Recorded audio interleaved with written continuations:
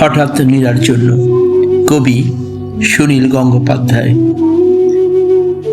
বাস স্টপে দেখা হলো 3 মিনিট, অথচ তোমায় কাল স্বপ্নে বহুক্ষণ দেখেছি ছুরির মতো বিঁধে থাকতে সিন্ধু পাড়ে, দিক চিহ্নহীন 52 তীর্থের মতো এক শরীর।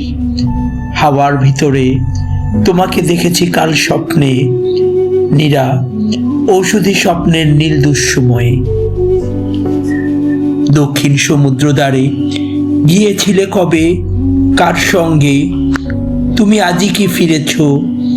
স্বপ্নের সমুদ্র সে কি ভয়ঙ্কর, ঢেউহীন, শব্দহীন, যেন 3 দিন পরেই আত্মঘাতী হবে।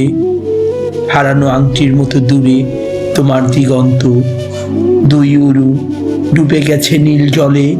তোমাকে হঠাৎ মনে হলো কোনো জোয়ারির সঙ্গিনীর মতো, অথচ একলা ছিলে ঘোরতর স্বপ্নের ভিতরে তুমি একা।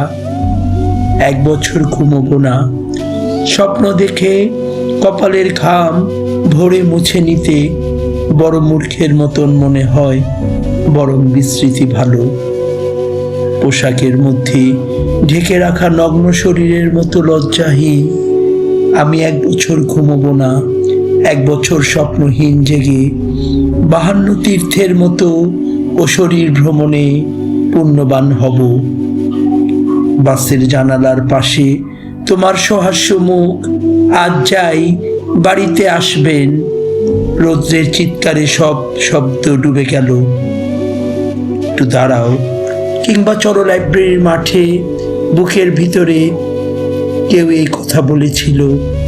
আমি মনে পড়া চোখে সহসা হাত ঘড়ি দেখে লাফিয়ে উঠেছি।